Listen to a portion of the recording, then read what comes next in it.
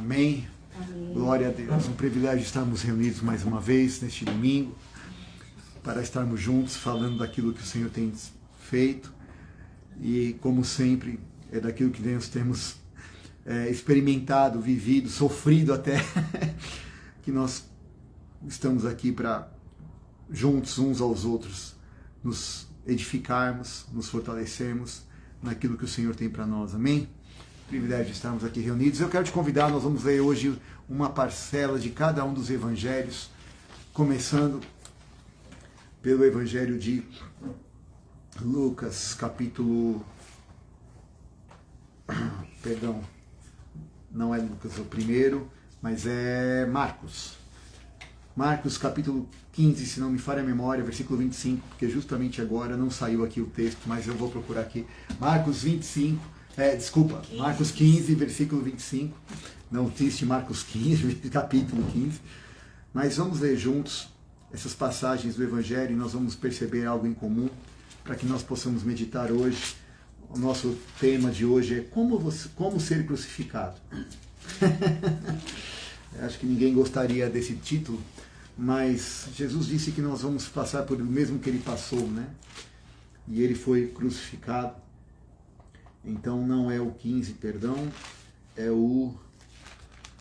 Estou em Mateus também, não vou achar. Marcos 15, perdão. Marcos capítulo 15. É isso mesmo, versículo 25 em diante. Vou colocar aqui os olhos, porque já se faz tarde. Aleluia. Então, vamos ver do 21 em diante. Obrigaram certo Simão Cirineu, pai de Alexandre de Rufo. Marcos 15, então, versículo 21 em diante, diz assim. Obrigaram a certo Simão Cirineu, pai de Alexandre de Rufo, o qual por ali passava, vindo do campo, a que carregasse a cruz de Jesus. Levaram Jesus ao lugar chamado Gólgota, que quer dizer lugar caveira, lugar da caveira. Então lhe ofereceram vinho misturado com mirra, mas ele não tomou. E o crucificaram. Repartindo entre si as vestes dele, lançaram sorte, para ver o que cada um levaria. Era a hora terceira, quando o crucificaram. Quando por cima dele estava escrito a sua acusação, rei dos judeus. Crucificaram com ele 2 ladrões, um à sua direita e outro à sua esquerda. E cumpriu sua escritura, com malfeitores foi contado.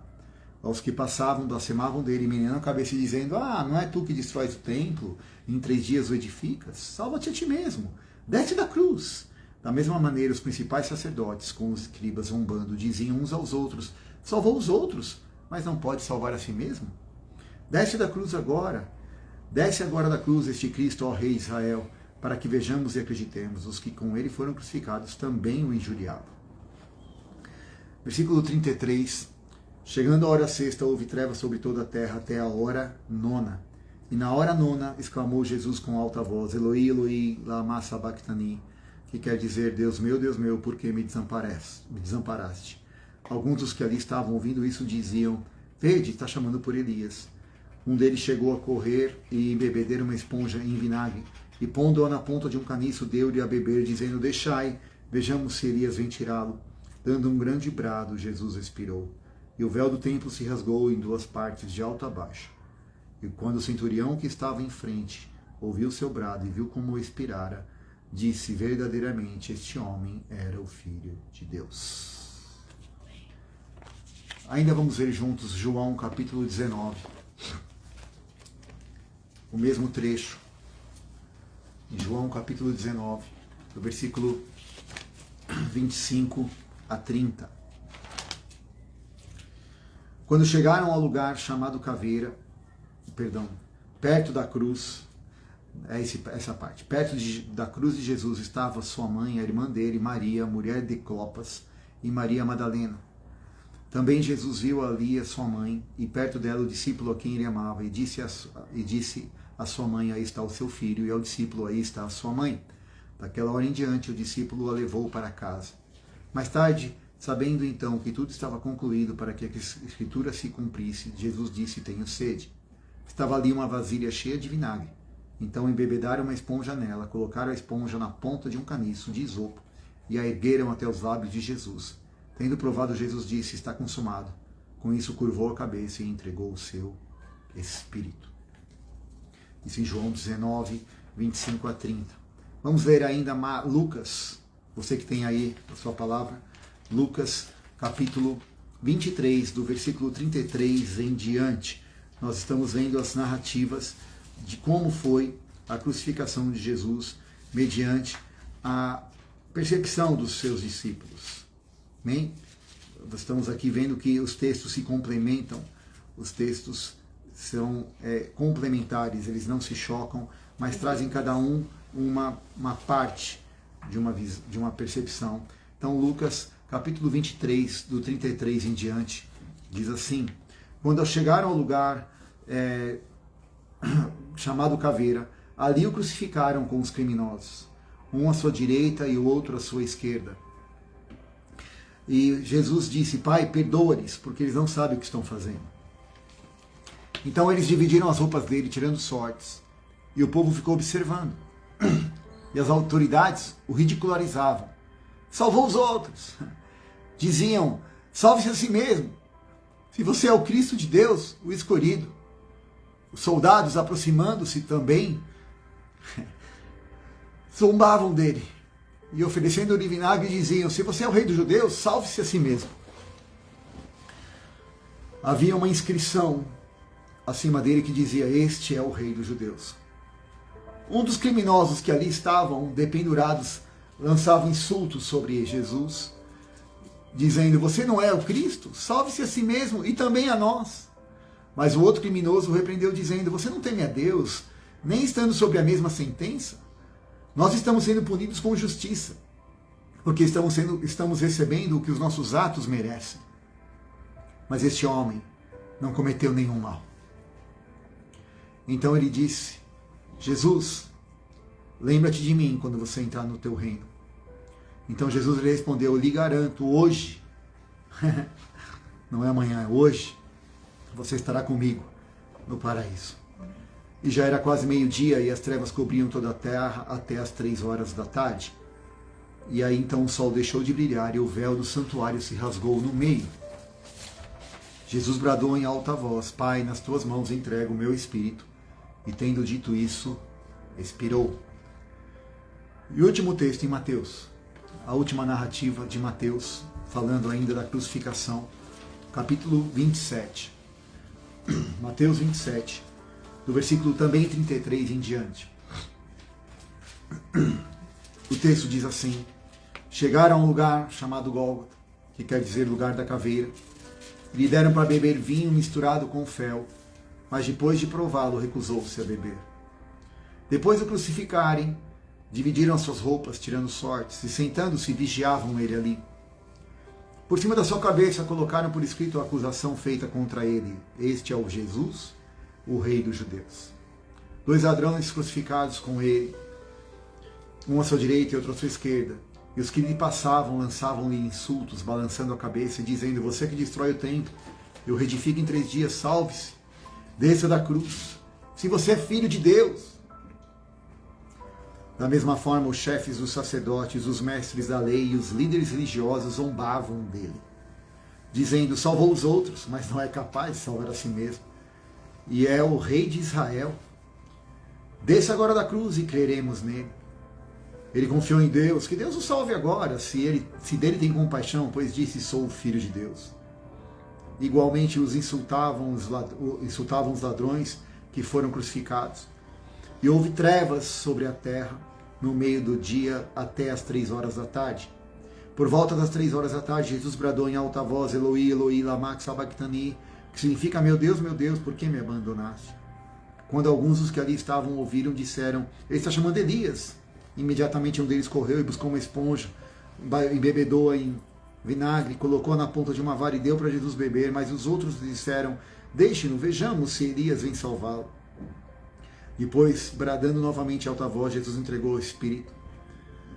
Naquele momento o véu do santuário se rasgou em 2 partes, de alto a baixo, a terra tremeu e as rochas partiram. Os sepulcros se abriram e os corpos de muitos santos que tinham morrido foram ressuscitados. E saindo dos sepulcros depois da ressurreição de Jesus, entraram na cidade santa e apareceram a muitos.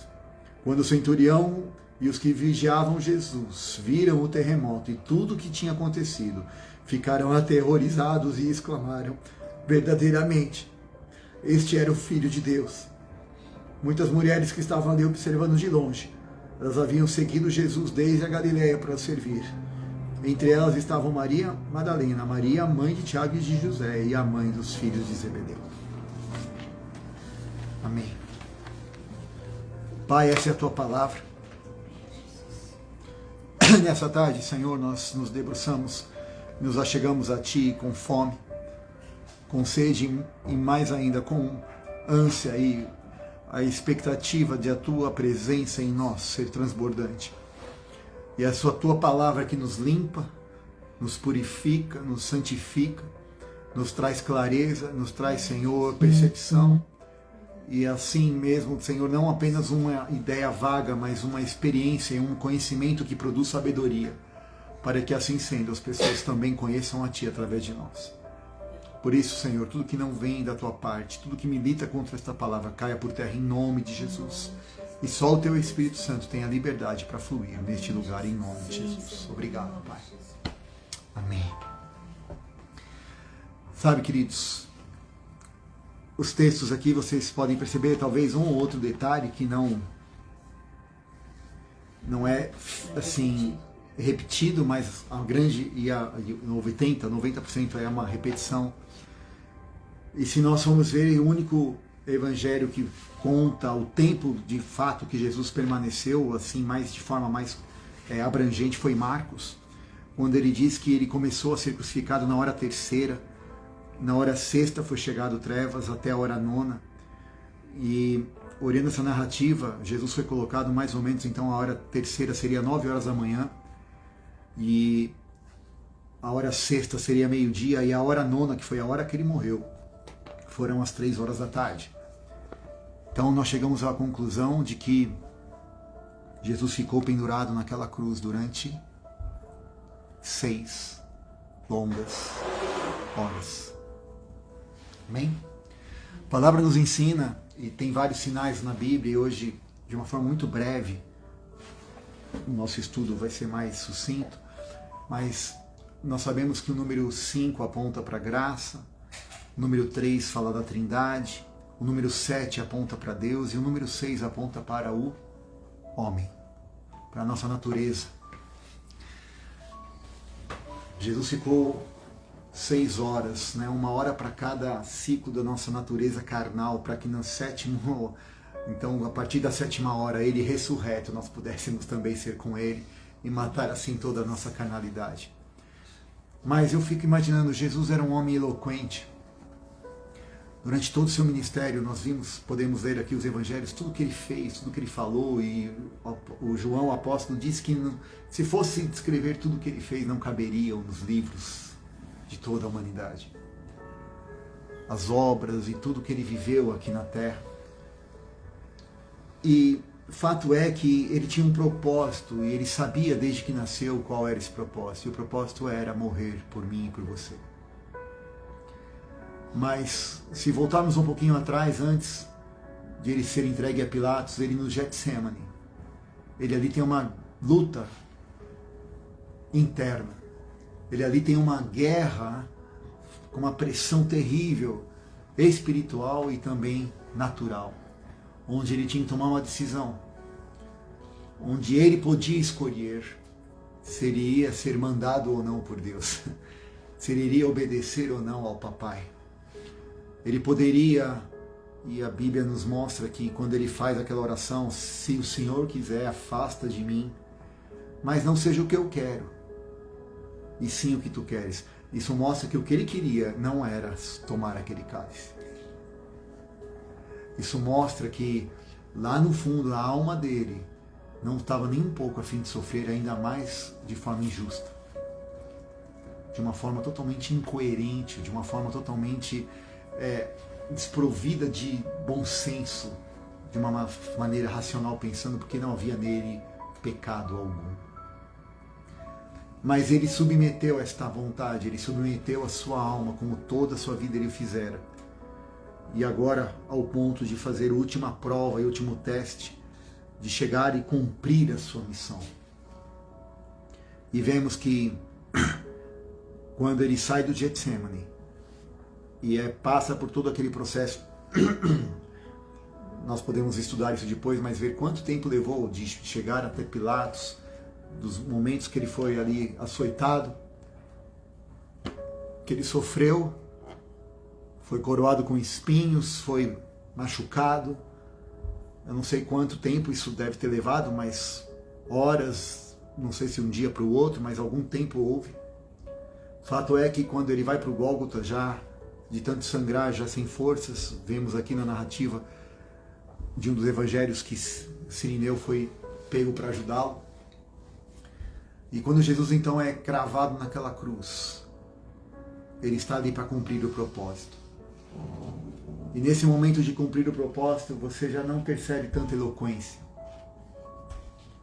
Você já percebe que os seus lábios já estão fechados e vamos ver aqui algumas das frases que ele usou. Nós vemos aqui as 4 narrativas para propósito, nós percebemos e lembrarmos. Se formos ver, a primeira coisa que vimos é que ele fala, Pai, perdoa. Pai, perdoa-os. Eles não têm a menor ideia do que eles estão fazendo. Se eles tivessem entendimento, eles não fariam o que estão fazendo. Eles não entendem. Se você somar quantos segundos houve para esta frase? Pai, perdoa-os porque eles não sabem o que fazem. 4 segundos, 5 segundos. Depois ele é perguntado por um dos ladrões, numa das narrativas, Senhor, se o Senhor se lembra de mim, fala, ainda hoje você vai estar comigo no paraíso. Chegando já próximo à sua morte, depois de quase 6 horas completas, ele olha, vê ali Maria, sua mãe, e vê o discípulo amado, nós sabemos que era João, e diz também essa frase, mulher, aí está teu filho, filho, aí está a tua mãe. Acabou a frase. E vemos ainda, quando ele fala numa outra narrativa, tenho sede, e depois ele grita, Elohi, Elohim, lama sabachthani, Deus meu, porque me desamparaste. E depois ele brada e suspira e entrega o seu espírito. O que nós aprendemos durante esse processo de 6 longas horas, onde talvez em alguns momentos, e analisando a minha própria vida, eu percebo que Jesus subiu naquela cruz e dela venceu e saiu vencedor. Mas não é para essa cruz continuar vazia. Essa cruz ainda precisa ter alguém lá dentro. Precisa ter alguém cravado nela. Eu mesmo tenho um símbolo da cruz e parei de usá-lo porque ele está vazio. Eu preciso colocar ali o meu próprio nome. Eu preciso colocar ali a minha própria alma. Porque se minha alma não estiver na cruz, como Jesus aqui nos ensina, que ele estava naquela cruz agora, colocando toda a sua alma, e para que ele não incorresse naquele momento, mesmo estando sangrando, mesmo estando cravado, para que ele completasse a obra completamente, ele não abriu a sua boca. O que isso mostra para mim e para você hoje, meu irmão, minha irmã? Que muitas vezes nós até iniciamos o processo, nós até passamos por o Getsemane, nós até tomamos uma decisão, mas quando começa o processo da crucificação e começa o sangue a escorrer, a nossa alma começa a gritar. Nós já começamos a reclamar e a murmurar, o que eu estou fazendo aqui? Senhor, isso não é justo. Senhor, pega este, pega aquele, olha, caia teu fogo, faz a tua justiça, porque, Senhor, eu não queria mais estar aqui, agora, pensando bem, eu acho que eu quero descer, mas não dá mais para descer, porque você está cravado.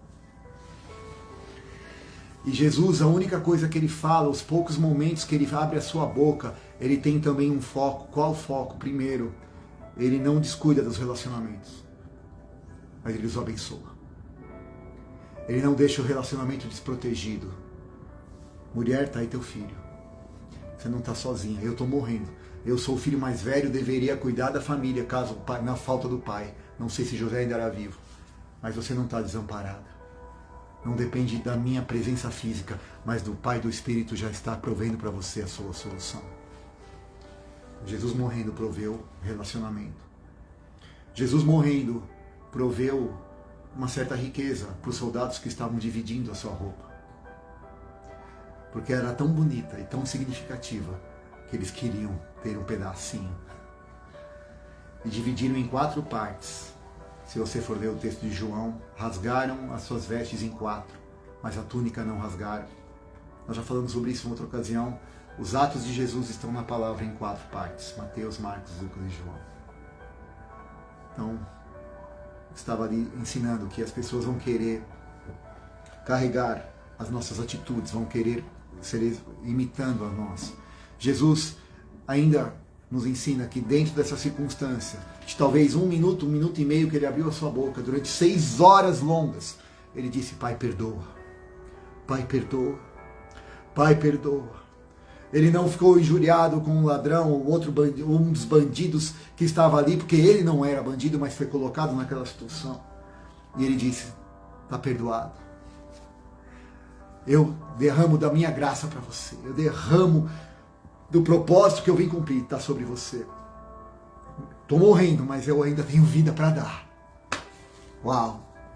Está escorrendo todo o meu sangue, mas a vida ninguém tira. O sangue que está escorrendo não leva a vida que o Pai me deu. E essa eu te entrego, você vai estar comigo. Amém, Jesus.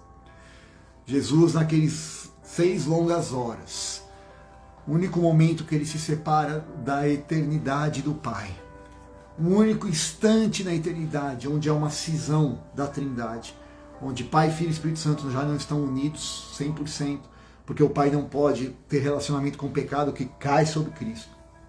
E ali se cumpre que Jesus, o que Deus disse em Gênesis: deixará o homem pai e mãe e irá se unir à sua esposa. Naquele momento é a resposta do clamor de Cristo. Por que o Senhor me desampara? Porque você agora vai ter uma esposa. A igreja nasce agora. Aleluia. Agora você pode, porque me deixou, assumir um relacionamento com a igreja que você vai começar agora através de você, filho.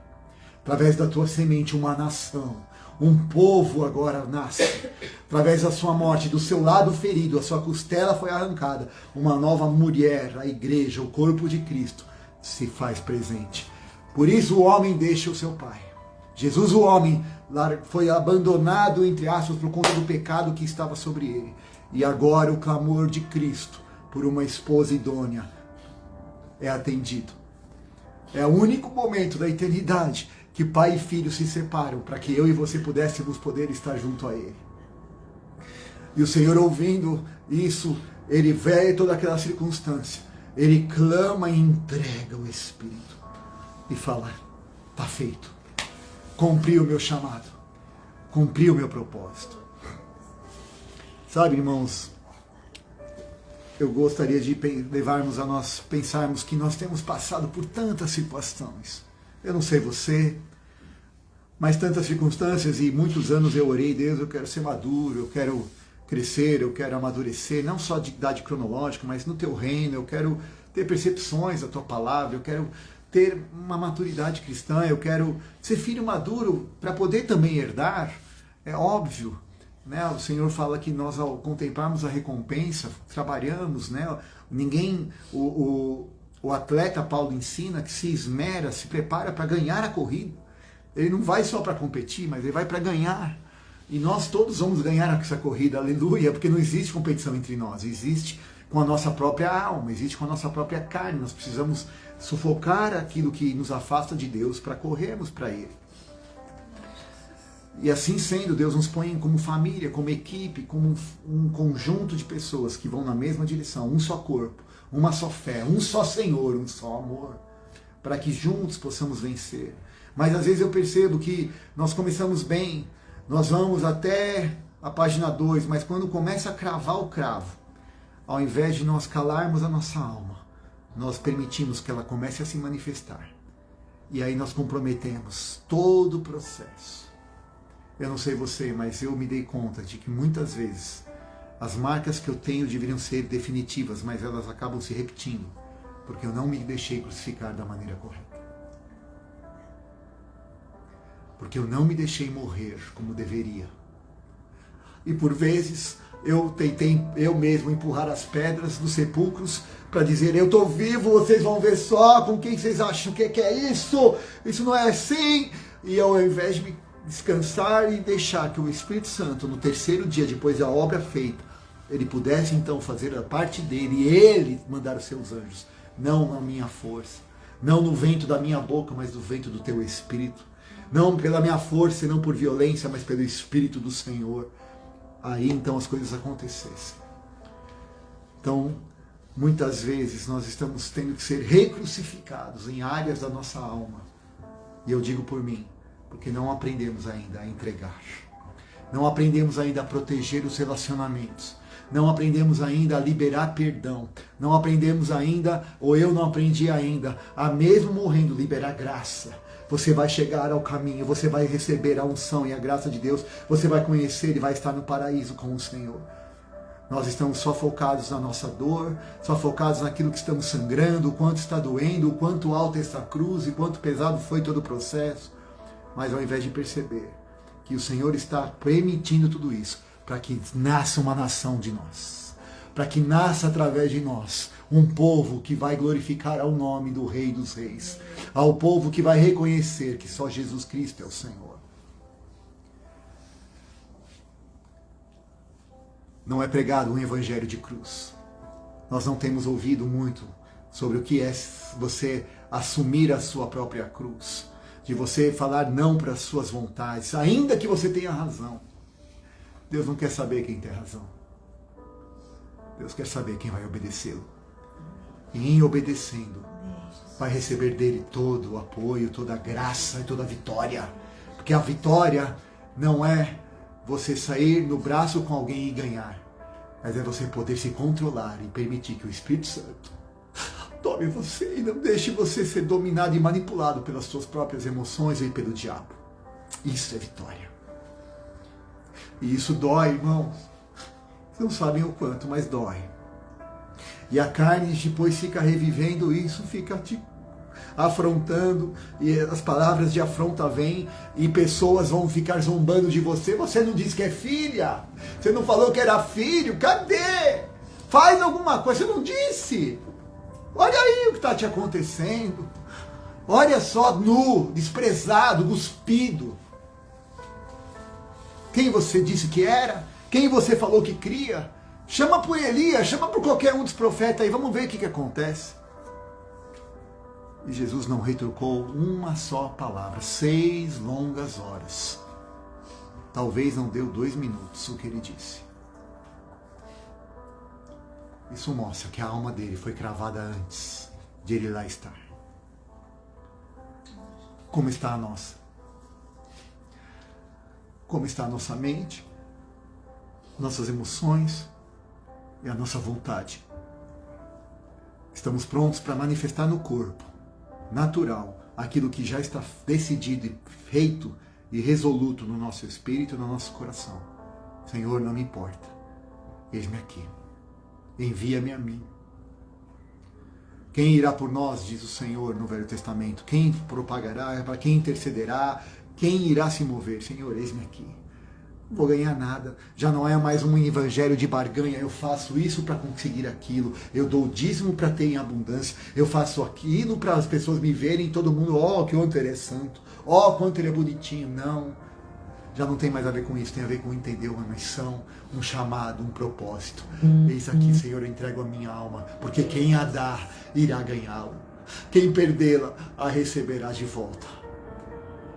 Mas quem quiser preservá-la, perde a sua vida. Jesus nos ensinou isso. Amém, Jesus. Que nessa tarde, meu irmão, minha irmã, possamos perceber. Se nós já andamos de algumas cruzes, se já fomos crucificados algumas vezes, e se algumas delas nós mesmos causamos essa crucificação, não era nem propósito de Deus. Peçamos perdão. Venhamos a pedir perdão ao Senhor. E naquilo que Ele quer que nós possamos realmente subir nessa cruz, o façamos da maneira correta, no entendimento correto, para não precisar passar de novo por isso, porque Jesus só morreu uma vez. E Ele nos convida a carregar a nossa cruz todos os dias e viver a morte e a ressurreição que Ele tem para nós. E é única, é exclusiva, é definitiva e é para sempre. Para termos uma vida de glória, para termos todo o poder, toda a unção, todo o Espírito que ressuscitou Jesus entre os mortos, possa operar em mim e em você. Por que Ele não está operando? Por que nós não estamos vivendo o extraordinário? Por quê? Porque ainda estamos presos na nossa alma. Porque ainda temos coisas que não crucificamos. Porque ainda estamos impedindo o agir de Deus em mim e em você. Que nessa tarde possamos, de forma espontânea, entregar as áreas que precisam ser crucificadas. Preservando os relacionamentos. Não é, eu estou aqui, mas traz ele também. Ó, aquele lá também. Não, vem, ele tinha que estar junto. Eu não estou só. Não, Jesus estava sozinho. Sozinho. Pai, perdoa todo mundo. Não quero ninguém aqui comigo. A cruz já é pesada o suficiente. Não preciso ter mais ninguém nas minhas costas. Perdoa a todos, Pai. Eu os abençoo. Jesus não era falso. Eles não entenderam ainda. Eles estão ajudando a cumprir o teu chamado na minha vida. Uau! Nós possamos perceber isso. Em nome de Jesus. Amém. Amém? Amém. Você que está em casa, que o Senhor te abençoe, te guarde, que você medite e pegue a sua cruz, negue-se a si mesmo e permita-se ser crucificado de uma maneira definitiva nas áreas que você precisa. Quanto a nós, faremos o mesmo aqui. Vamos orar uns pelos outros e buscar essa clareza do Senhor em cada um de nós. Amém? Amém, Jesus. Um grande beijo, um grande abraço. Deus te abençoe em nome de Jesus.